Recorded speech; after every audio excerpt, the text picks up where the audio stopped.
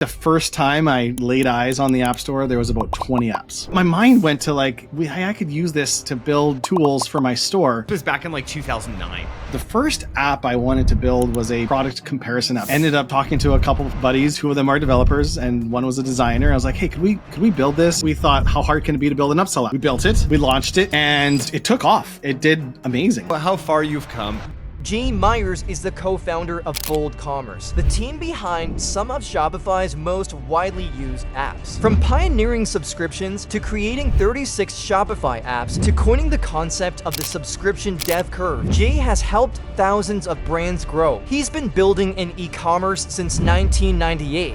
When the Chive would run a sale and drive like 100,000 people to their site and our upsell app would be popping up, all of Shopify would go down. So you shut down Shopify. Jay Myers has been in e-commerce since before Shopify even existed, which most of you probably don't even realize there was a time before Shopify existed. He helped put his dad's archery shop online back in the late 90s, then went on to co-found Bold Commerce, an app company that probably every single one of you listening have downloaded one of them at some point. But here's the thing. Most brands are getting subscriptions completely wrong. They just think that it's subscribe and save, a 10% discount, and an automatic shipment. Today, Jay and I are going to be going through all of this. Jay Myers, welcome to Secrets to Scaling Your E-commerce Brand. I am so honored to be here. Thank you for having me on. I've seen you, like, you and I have been connected and, like, I'd say almost semi-friends here for like years. Every what do you mean event semi-friends? I thought it was a real relationship. Well, I wasn't going to put it out there, you know. I wasn't going to say, just in case you're like, well, I don't actually think we're friends. I would say more acquaintances. That's why I thought that semi-friends. No, works, I consider you a friend, and we're both from Canada, so I think that's the thing. Like when us Canadians meet fellow Canadians, there's something for you Americans watching. You can just kind of like skip this next little while here. Yeah, just. So, Jay, for people who don't know you or anything about what you're up to at Bold these days, give us a little background into the Jay Myers show here. Sure. So, yeah, you're right. I started built my first online store in 1998, as you mentioned. But without going through all the nitty gritty detail, I spent a large portion of my life selling online. That store ended up doing actually pretty decent enough that I broke off from my dad's store and went just online. It was the brand was called National Archery Supply.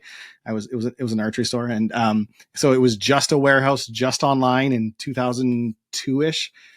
Did that through till 2009, which is one day I got an email from MailChimp that said, "We now work on Shopify." And I said, "Oh, what the heck is Shopify?" I clicked through. It was literally the first time I'd ever heard of Shopify. It was 2009, and checked out the platform, and I remember thinking like, oh, this looks pretty decent. And you know what? I remember thinking like the stores looked really good. That was one of the first things that stood out. Is at the time, big commerce was just on its kind of rise up, but they weren't mobile friendly yet, which sounds crazy now. But in 2008, 2009, if you had a site that like looked good on an iPhone, you stood out.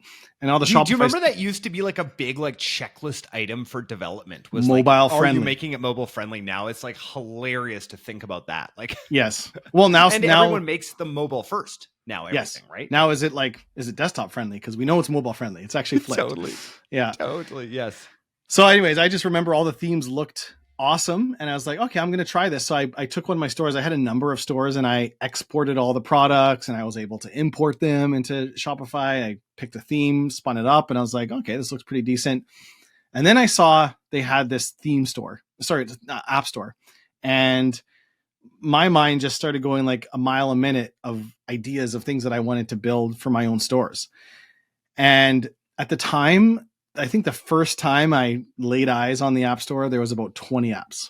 Just for no. So how many apps? 6,000 right now? No. It's like 16,000. Oh my gosh. Yeah. Okay. And roughly, because I get an email every week with an update, I have an automated web scraper. I think it's roughly around 125 new apps per week now. Oh my gosh. Yeah, it's insane. But there was around 20, and they were all integration apps, like integrate with UPS, integrate with accounting software, integrate. Yeah. None of them were like functionality apps that actually would make you more money. They were just to connect with QuickBooks or something like that. And so, but my mind went to like, I could use this to build tools for my store. And actually the first app I wanted to build was a product comparison app, because we sold a lot of sporting goods stuff. Like, you know how when you're shopping for backpacks or hiking supplies, you pick 3 or 4, you click compare, and they come up and you can compare them side by side. So I wanted to build an app that could do that, and ended up talking to a couple of buddies who 2 of them are developers and one was a designer. I was like, hey, could we build this? And we scoped it out, and it was actually not really possible to do at the time on Shopify, because their APIs were still quite limited.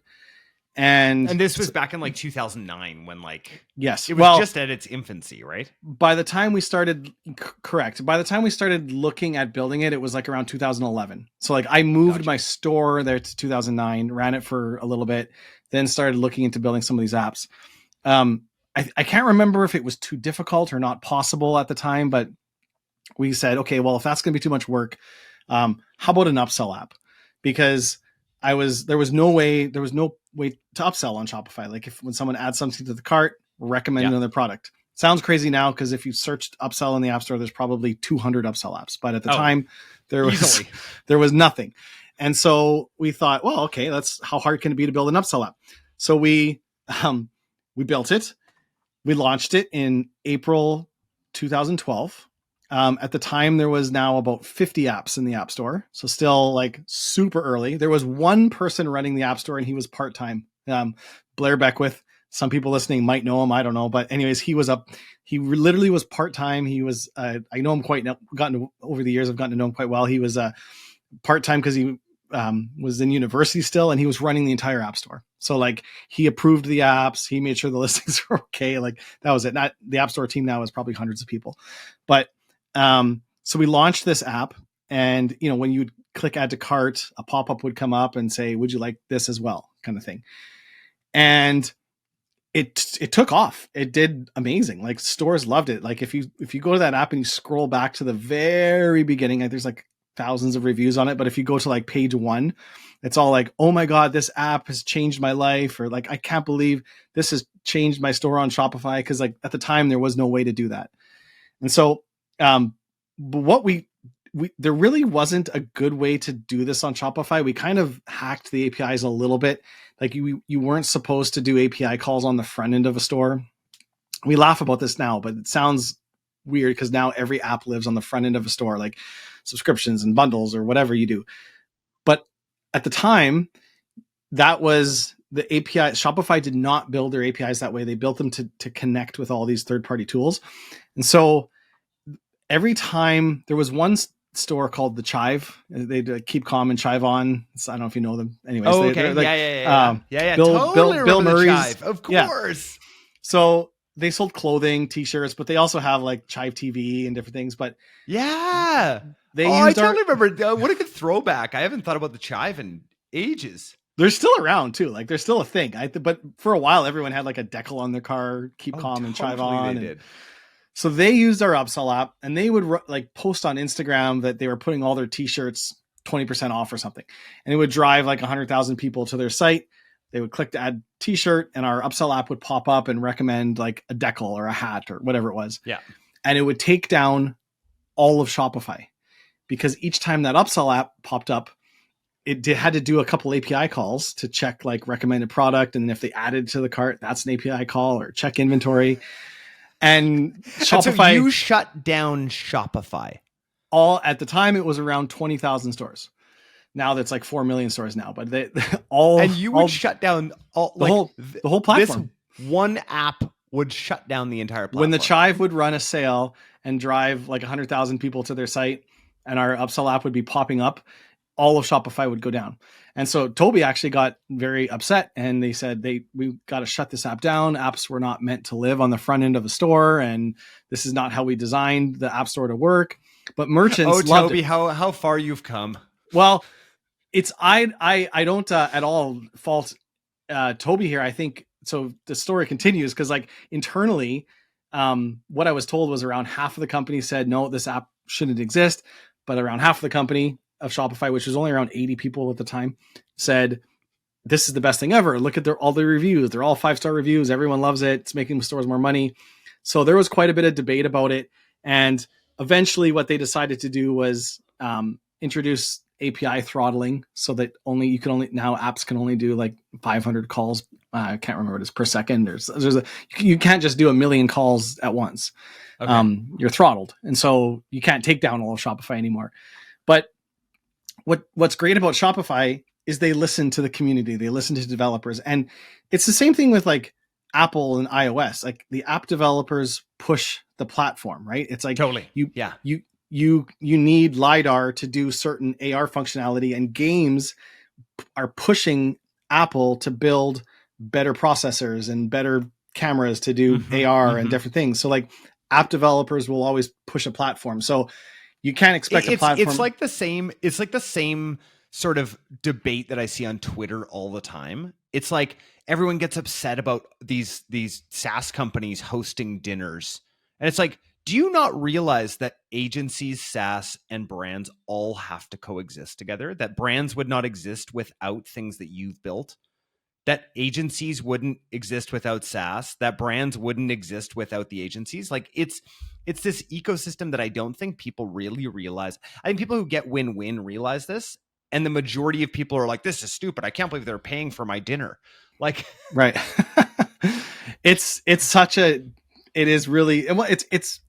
one of the things that's special about the ecosystem too, is how connected everyone is, right? Like it's absolutely, it's special. So, fast forward, that was 2012. Eventually Shopify being the amazing platform they built to support it. And now thousands of apps live on the front end of a store. And, we went on to, at one point, we actually had 36 public apps on Shopify. Oh my gosh. I was just about to ask, like, how many do you have right now? And what is that 80-20 as well for bold apps? Yeah, it actually got a little bit, I don't want to say out of control, or it was unmanageable. Like every time Shopify would release a required update, we had to update 36 apps, and it was very cumbersome. Wow. It wasn't just like you could build an app and leave it. And that's why sometimes people question, like, well, why is an app $10 a month? Why isn't it just $100 or whatever? Well, it's because there's always maintenance happening on it. Like it got honestly too much to manage, and we ended up sunsetting some apps. Some we actually sold, and we kind of kept a core that we are focused on. Like the apps were everything from store locator apps, loyalty apps, returns apps. Like they weren't really focused on a specific problem. Yeah. And so I remember I used, I think, did you guys have bold forms at one point too? We had order editing. Yeah. So maybe order it was editing. that. Yeah. There was so many. We had a marketplace app, so stores could let other stores sell through their site. We had a donations manager. We had one called By the Measurement, which is you could enter on a product, I want to like 34 inches by 92 inches, and it would do the math and calculate the price and add to cart, and just like you name it, we had an app for it. But we kind of became this like Swiss Army knife of Shopify, and we weren't really going after a specific problem. And in 2014, we launched a subscription app for Shopify. It was actually, I don't know who was, I think we were right around, it was within a couple of weeks of each other, us and Recharge. We both launched at like the exact same time. Oh, really? Oh, interesting. Yeah. Okay. I was about to ask, like, where did that fit with Recharge? Yeah, we were right. And so I know Oisin quite well. Before he had Recharge, he had a company called Bootstrap Heroes, which he had 6 Shopify apps. It was kind of similar story to us. But to do subscriptions on Shopify, you had to run your own checkout. You couldn't use Shopify's checkout because they couldn't tokenize a credit card, which means store it. So you couldn't. So it was very hard to do subscriptions. But anyways, we got into this only up until like the last few years, right? Yeah, 2020 was when they rolled out the ability to do a subscription through Shopify's checkout, but it was still very primitive, and it's gotten better. 2020? Yeah, November 2020. Really? Oh man, I just feel like that's just like yesterday. I'm like, no, that was like last year. That's the pandemic time warp factor there, right? 100%. It's like 5 years. Yeah, no, that feels like about last month. Yeah, time was we lost all sense of time in that pandemic. Yeah. But subscriptions is something that has always been really core to what we do. And so we've started to really, I mean, even though we had a lot of apps, we were always really focused on subscriptions. Okay. And now fast forward to today, to your original question, like what's in Jay's world and what are we focusing on, is we're really focusing on the subscription membership VIP. I want to call it like recurring reorder space. So subscriptions is a piece of it and is always important, but there's in 2014, if you sold cat food and you had a subscribe and save option, you were better than all your competitors, like because they didn't have subscriptions. Now everyone has subscriptions. It's kind of become. Amazon have subscriptions then in 2014? I can't remember the year they launched it, but I think it was 2015 when they came out with their subscribe and save. As a merchant selling on Amazon, you could choose to have yours be in their subscribe and save program. Yeah. And then it kind of, then the Amazon effect, right? Like when Amazon does something, people expect it everywhere else. Like if Amazon ships stuff in 2 days, you expect it 2 days everywhere else you buy stuff. And so subscriptions became expected, not a wonderful treat. Like no one goes to a dog food store and sees subscriptions and goes, oh my God, you're telling me I can get this every month? Yeah. Like it's just expected. Like totally. Yeah. So if you don't have subscriptions, you're losing customers because there's a segment of customers that will just always want to buy a subscription. So now the question becomes, how do you stand out as a subscription brand? How do you actually compete when offering subscriptions isn't a winner anymore? That's table stakes, right? And so that's where we're really trying to work with brands, and we're building tools that all work with our subscription app to actually let brands create these really powerful membership programs. Interesting. Okay. So you see that more being where the ball is going rather than, so like every single brand should have a subscription. Is that right? Like I don't see any reason why a brand shouldn't have that ability. You have to, it checks a box. It's like saying like every brand needs to have a cart or every shipping. Like totally. It's just the way that a percentage of people want to order. Is subscription is a billing and a shipping decision. It's not an emotional decision anymore. It's just like, no, I prefer to subscribe to my coffee, and I don't necessarily need to have an amazing relationship with that. I just prefer to subscribe. And then there's some people that don't subscribe.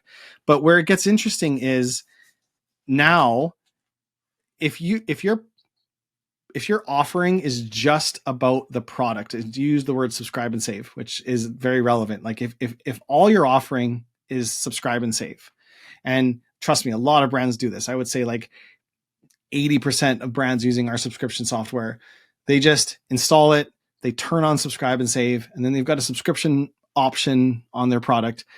And that's decent. That'll get a percentage of people. But if it's only about the product, and if your only value proposition is, hey, Jordan, you're going to get this product every month and you're going to save 5 or 10%, I guarantee you'll have a subscription with an average retention of around maybe 5 months, maybe 6 months, and you'll flatline, because what happens to every subscription is customers get tired of your products. We call it subscription fatigue. And then by tired, they also get tired of the subscription, meaning they have too much or they have too little. It's the number one reason people cancel subscriptions is they have too much or they have too little. They can't quite get the timing right, or whatever, or it's coffee and someone gives them a Christmas gift for coffee. And so they're like, oh, I don't need it this month. If the product is the only thing your subscription is about, as soon as that product doesn't fit your world, you have too much or too little of it, your mind just goes to cancel. But if your subscription has a whole bunch of other benefits to it. So for example, if I subscribe to your coffee, and because I'm a subscriber, I'm not telling people to transition to use the word member, not subscriber, but a member, because you treat members different than a subscriber. But what else can I get? Well, maybe I get VIP pricing on your whole store because I'm a subscribed member. I get 10% off all my other coffee supplies. Well, maybe I also get once a quarter Zoom call with you as the founder. You have coffee with the founder. Maybe it's a health and wellness coffee brand, and because I'm a subscribed member, I also get 10% off at some yoga and fitness clubs. Or maybe I get access when you have a new flavor that comes out. Maybe subscribers and members get access to it ahead of one-time customers. Or maybe there's some flavors that are exclusive only to subscribers and you have to be a subscriber to get them. Like the list goes on, but the more layers of value, and you can call it a value stack, perks, benefits, the stickier your subscription gets. And the reason why this is because I call it perceived value. Netflix has probably $1 billion of value. I don't know if you added up every movie in Netflix, and if you're like, if I was to buy every movie, I don't even know. Someone should do the math on that. It's probably $1 billion, like $20 a movie. Add it all up, the series. That's actually insane. Yeah, that's an insane thought. There's so much there, and I don't know what a Netflix subscription is. I think it's like $15 a month or something. Yeah, something like that. But yet, some people cancel their Netflix subscription. Well, that doesn't make any sense, right? You're getting $1 billion worth of value for $15 a month. Why would you cancel it? Well, because you don't perceive the value. Totally. If you don't There's watch such a huge gap between that, right? Between the value that you give and what the customer perceives. Correct. Massive. If I don't watch Netflix for 2 months, I start to think, I probably don't need the subscription. Maybe I'll cancel it. And so if getting your subscription to have a higher perceived value, and Amazon does a really good job of this, because like when you sign up for Prime, first it's about the shipping. You get free shipping with Amazon Prime, but then you get Amazon photo storage, and then you get Amazon Music, and then you got an Alexa, so it's tied to that, and then you've got there's so many other a storage, like the list goes on of all these benefits that you get as a Prime member. Now, if I don't order something from Amazon for a month or two, my mind doesn't right away go, I should cancel my Amazon Prime membership, because you're ingrained with so many other benefits they have. Yeah. So if there's layers of benefits, and now if that coffee stacks up in your shelf for a couple months where you get too much or too little, your mind doesn't instantly go to, I should cancel my coffee subscription, because then you lose all your other perks. Maybe you get a monthly, whatever those perks are, you lose them all, right? And so that's what some of the best brands right now are doing to create really compelling, sticky, high LTV subscription memberships. Oh, I love this. So I'm actually not familiar with what you are talking about intimately. Like, we never did this with any of our brands. Mm-hmm. I get exactly what you're saying as somebody who I've advised a lot of SaaS founders and e-com founders, and obviously had a couple of agencies and that sort of thing. When I advise SaaS founders, I always tell them, like, you have to make all of these. Of course, you got this from being a SaaS founder, because that is exactly what you do. You make all of these different sticking points where you're like, I can't hit uninstall. I just can't, because there's this and this and this and this. And that to me is really interesting. I'm always telling SaaS founders, like, make sure to put whatever it is, get it into their daily workflow. That's why I love Slack integration in everything. Yeah. Because I think that's super important with what I'm building right now. It's like, that's exactly what we're doing, right? Is all of those sort of things that we built around. Yeah. Now, you talk about the subscription death curve. When did you first see it, and what actually finally bent that death curve? Yeah. So I'll tell you, so the death curve is a few years ago, probably actually about 5 years ago, we noticed that the majority of our brands using our subscription app, they have a curve that they install it, they start doing pretty good. It's going up. They're getting more subscriptions, and it compounds because, 1 month you get 10 subscribers and then they stay on. And then the next month you get 10 and now you have 20 subscribers, and it just kind of keeps going up. But then it would start to eventually flatline, because every subscription brand has churn. You can't avoid churn. And so the best brands might have 5% churn. Worse brands might have like 15% churn. Even if you have no churn, you're still going to have what's called passive churn, which is credit card declines, or like there's churn baked in a subscription business. And so what'll happen is you're going to have, let's use 10% as a number. Well, if you're getting 100 new customers a month and you grow and so you're losing 10%, once you hit 1,000 customers, if you're getting 100 customers a month, but you're losing 10%, you flatline. You can't avoid it. Interesting. Okay, I see exactly where that is. Yeah, it's hard to visualize without the visual, but it could happen at 1 million subscribers. It could happen at 100. It's just a ratio of how many you're getting. Right now, you might think, well, I could just acquire more customers. I acquire them faster if I acquire faster than I churn, I won't hit that flat line. And so you can do this. I have done videos and talks on it, but you can plug it into a spreadsheet. It's pretty easy to create these formulas. You'll see that you'll still flatline. You'll just flatline at a higher number. So if I acquire 200 customers a month instead of 100, but I still have 10% churn, I'll flatline at 2,000 instead of 1,000. The curve is the same. I just flatline higher. So then some brands think, well, I just got to reduce churn. Well, there's no such thing as zero churn. But even if you have 1% churn, you're still going to flatline. You just flatline later. So brand that's doing, if you have 10% churn, you'll flatline roughly at around 15 months. But if you reduce your churn, you might move that out to 24 months or 36 months. Gotcha. But you'll still, so increasing acquisition makes you flatline at a higher amount. Reducing churn makes you flatline further out, but you still hit the death curve. And so we started to look at, there was some brands that didn't hit this death curve. They were breaking out of it. Like they still had great growth and growing stronger and getting stronger every month. And the thing that they did different was they had a very high referral, a very good quality referral program. And so what does that look like? Dig into what is a good quality referral program, because I've never seen a good one. Okay. I'll tell you what I would do if I was running a subscription brand, but here's, I did a talk at Sub Summit a couple years ago and I had the actual visual of this, but if you have, say you have a subscription program, and if your average subscriber refers 0.5 people, that means some subscribers might refer 1, some might refer 0, some might refer 5, a couple 0, whatever. But if on the average they refer half a person, you'll flatline. If they refer 0.7, you'll flatline. Once they refer 1 or more, you break out of the flatline.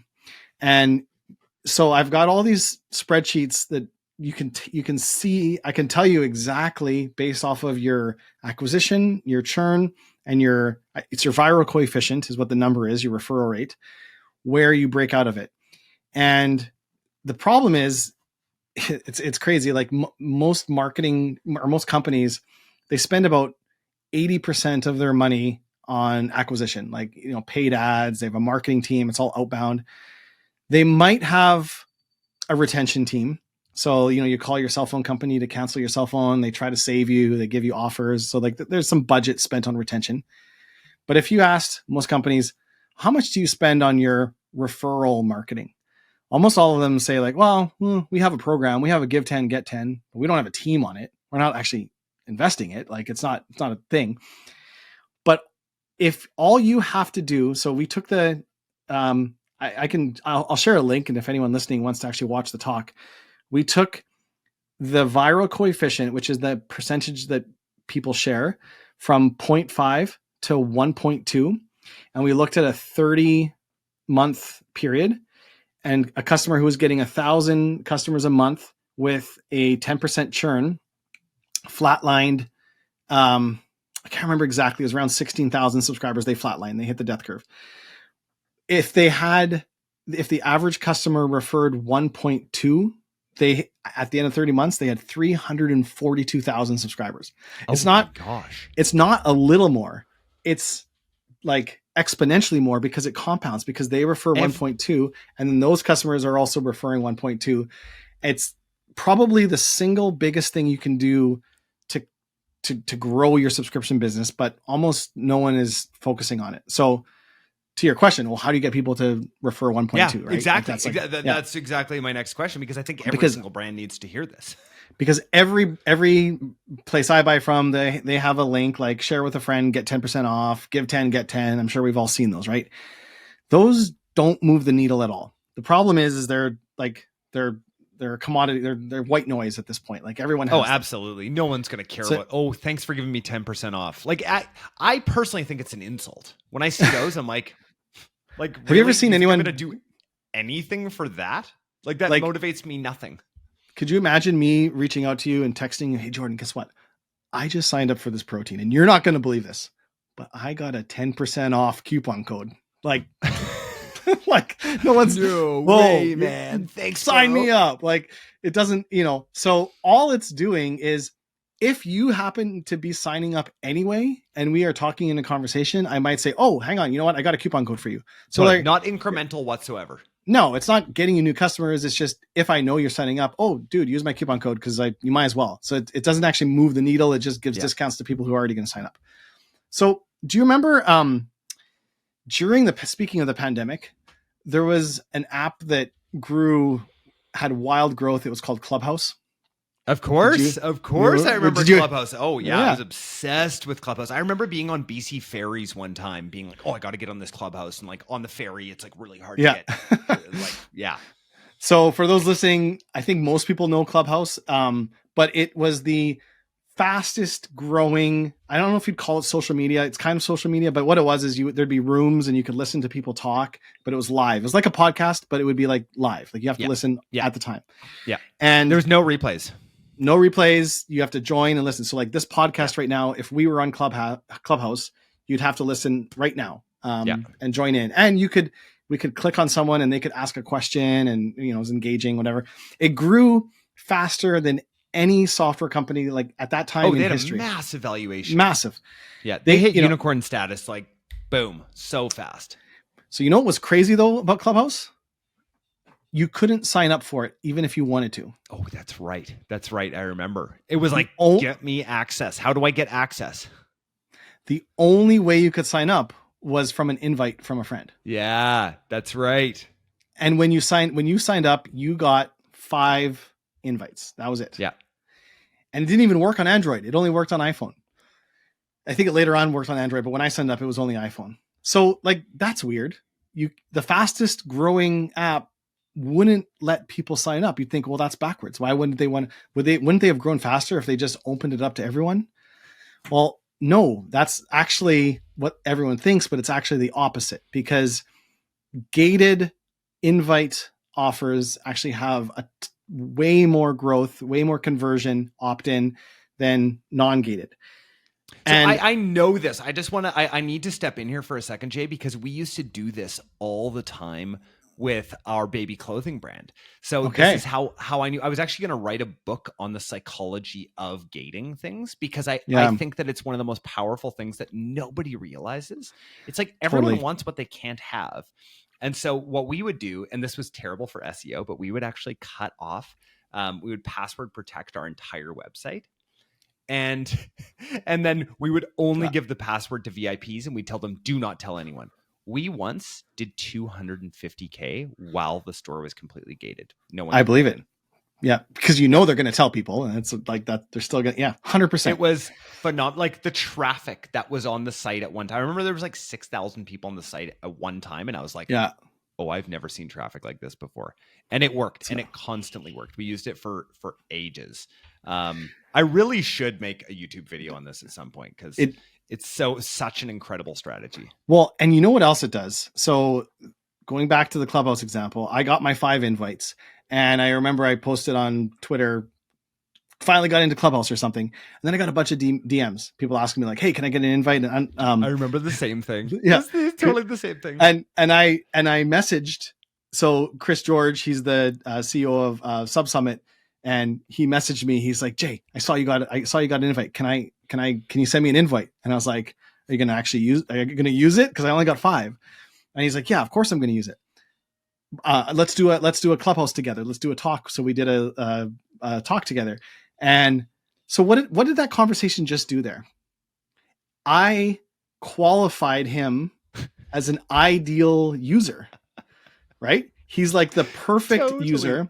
Yeah. He feels indebted to me because I gave him one of my invites, and he's like the perfect user because he's asking to get invited. Like it checks a whole bunch of boxes. Okay. Like there's no social proof is good. You're in the social game. You know TikTok better than anyone I know. Social, like influencers work, but what's the ultimate form of influence? A best friend texting you, Jordan, I just got this skin cream and it like blew my mind. Like, dude, like there's like your immediate friend, right? Like before I'm going to make a big purchase, the very first thing I do is text a friend. I'm like, Yeah. hey, I know you had that thing. I just bought my second Cozy couch, by the way. Cozy.ca should really sponsor this because I freaking love those guys. And I am obsessed. I will tell everyone. And I don't get anything from it. Like, I'm not an affiliate of theirs or something. Yeah. Like, yeah. And nothing's better than a friend telling you, right? So now how can this relate to e-commerce? So back to your original question, how can you actually do this? Instead of those give 10, get 10s, let's use the skincare example that I was just mentioned. Oh, I'm so glad. So just so everyone knows, I'm like super late for another meeting and I am in this right now, Jay. Oh, are you? Okay. Well, I got to finish this yeah. thought because this is going to change some people here. So yeah, if I had a skincare subscription and instead of give 10, imagine you sign up for my subscription. Now, Jordan, you in your customer portal, it says something, or you get an email somewhere in there. Jordan, I want to give you 3 month free subscriptions. I can only give you 3 because it's 3 months. I want you to be able to give a full 3-month subscription to one of your friends, not 10% off. Like, this is a $49 a month skincare. I'm giving you 3 that you can give to someone in your life that needs their skin taken care of. And like, there's extreme value there. So you're going to think, oh, you know what? My uncle John, he was talking about his eczema that last month. And you know what? I'll text John. Hey, John, I don't know if you need this or not, but I signed up for this skincare subscription and I only have 3, but I can give you 3 months completely free. If like, there's no strings attached, just 3 months free. So you just found the ICP, the ideal customer profile, the perfect customer for the skincare, who's probably going to stay on 10 times longer than a regular acquisition through an Instagram ad. That customer, Uncle John, feels indebted to you because you gave them 1 of 3, so they're going to be likely to use it. Now, why 3? Because there needs to be urgency and a limit. Like if you could give 3 months free to anyone you want, you wouldn't do it. But if there was only 3, you would think strategically about who you give it to. And now remember, you only need a viral coefficient of 1.1. That's it, 1.1. Anything more than that, you're going to have growth that continually goes up. Even with bad churn, even with bad acquisition, it doesn't matter. You'll still go up. So that is incredible. That is the lever. Like that one thing is the lever. If a subscription brand only thinks about that, they will be successful. 100%. I would put, and think of it as your acquisition cost. Yes, that subscription. Yes, you're giving away $150 subscription, but I guarantee you're going to get a customer that stays around 4 times longer than any other customer. And you're going to have growth because those customers. How do you make sure that they pay though? Like afterwards? Well, I would do it as a coupon code. And so it's very easy to do this. You can generate mass coupon codes in Shopify. We don't do this with our app, but Shopify does it. And you can make them single use and then just literally put 3 in an email or in the customer portal. And they still have to enter a credit card when they sign up for the subscription. Yeah, of course. Yeah. So then as soon as the 3-month period is over, the payment kicks in unless they cancel. So, and you're getting a customer who's likely going to refer another customer because they're the ideal customer, right? So that's probably one of the biggest levers. I mean, if I was starting a subscription program right now, I would probably, do a whole bunch to announce it. And I would make some noise around saying the first 1,000 subscribers get in with some type of offer, and then it's locked. And then it's locked, invite only. Yeah. I would go invite only on my subscription. Yeah. I need a base. I need a base of maybe 1,000 or so. So do whatever you can to get to that.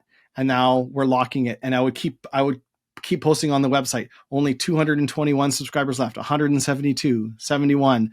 Like, have some sense of urgency as it counts down. Then I would flip it and I would go invite only. That's brilliant. I want to quickly do some math for people because they're going to be like, well, my CAC is more than, let's call it $49 is the 3 months each month. And it's like, oh, okay. So they're probably doing some math and thinking like, okay, well, my CAC, it actually has to be less than, it has to be $89. And so maybe I'll do 2 months. Just remember, all that you're giving is the product cost. I just want to make sure, because I know a lot of brand owners will think on the value of it rather than the product cost, right? So I'm betting in skincare, you're probably like 80% margin. So you're actually only 20% of that 150. Most of you would be dying right now for a $30 CAC on a customer that you know is going to stick around for a long, long time, right? Yep. That was referred by a friend That like that. 100%. And that customer is probably, I don't know the number on this, but I know they're way more sticky. Like it's probably 3 to 4x LTV on those customers than just an average customer. And eventually I would think about it just as your ad spend. Like instead of advertising on Instagram and paying $80 per acquisition, put that in the hands of your subscribers and let them give it out. So you're actually getting value. You're not making Meta more rich. You're giving value to subscribers. Like that's always a win. Anytime you can take value from a way that you're acquiring a customer and give it to your existing customers to market for you, that is a huge win. And you're teaching them how to market for you, because now you're the one, right? The customer is the one that's like, oh, okay, this is interesting. How am I going to frame this to my friend? Because I want to give it to them. Right. Yeah. Then that learning takes place because they're now teaching someone else about the product. So that's a whole other topic. And do you have to run, or do you want me to? I have a thought on that too. I mean, you know what? I got 4 more minutes now. Okay. So this is the number one mistake I think people make with any online store, this is subscription or one time, is after someone places an order, you get a generic order confirmation email, and then maybe an email 7 or 10 days later checking in and asking for a review. When you place an order online, like there's been studies done that like there's peak endorphins, it's a hit of dopamine when you click checkout. Like it's like there's chemicals released in your head. Like that's an exciting moment. You're excited. You just bought something. You could probably email that customer 4 times that day and they're not going to be mad. You can email them the number one open email on the internet is order confirmation emails. So first of all, put your best information in there. And then you could probably send another email an hour later, 3 hours later. The first one is a welcome from the founder, re-explaining the value of the product and where it's made and why the skincare is good for your skin and everything else. And then the next email that goes out 3 hours later is 3 case studies of people that have changed their life with your skincare, some before and after pictures. Dude, the next one is at that stage, you are so hungry for knowledge about it. Like, so I'm thinking about Cozy, my Cozy coach over there. Right. I would have taken 73 emails from them about the nuance of like, what if you have a cat in the house? What should you do? Like totally. Yes. Everything I would want to know during that time. Yes. Sorry, and that's arming you. Over top no, that's 100%. I mean, it's like they've done studies that when someone tells you about a bottle of wine versus when someone just pours it to you, they've asked people after, what did you think of that wine? And if I tell you, oh, this bottle of wine, it's from Italy in the southern part, and it's only grown in this one area, and it's actually this particular farmer because he makes these grapes a certain way. They can only get them there because of the salt in the sea and blah, blah, blah. I tell you all about this wine. And then I pour it to you. And then on another table, I just come out and I pour everyone the wine. And then at the end of the night, they ask everyone, how was your wine? The people that were told about how it was made, they rate their wine like, I can't remember the exact stat, but it's like 40 or 50% higher on a scale of 1 to 10 than the same wine. The only difference is they know about it, right?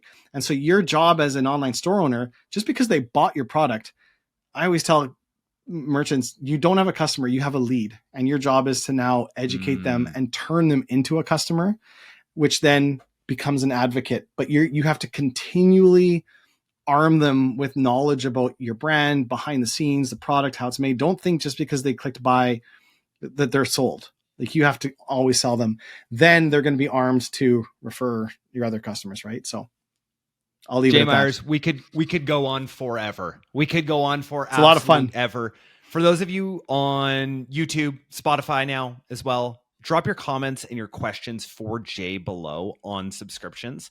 If I get enough questions, I'm going to have Jay on just for an Ask Jay Anything episode on subscriptions. We barely scratched the surface. I don't know if you can tell. I care about this stuff so deeply. I think that there are some things that Jay has talked about here today that will change everything. Jay, you're so knowledgeable. Where can people connect with you more? I know you have a very thriving podcast as well. Tell us a little bit about that and where people can connect with you and learn a bit more about Bold subscriptions. Oh, thanks so much for the opportunity to share it. Yeah, my podcast is called Shopify 1%.